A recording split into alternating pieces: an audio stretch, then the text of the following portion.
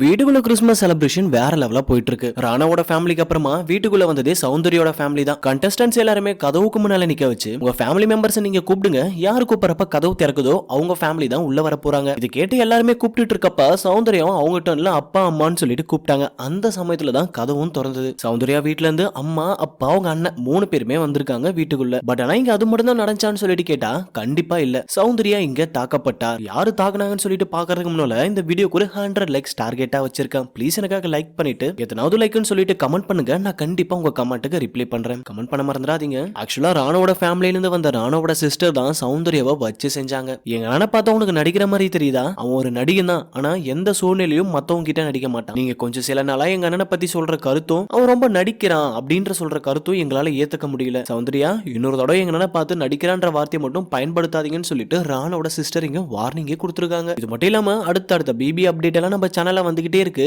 உடனே சப்ஸ்கிரைப் பண்ணிக்கோங்க. நான் உங்களை அடுத்த அப்டேட்ல சந்திக்கிறேன். தேங்க்யூ ஃபார் வாட்சிங்.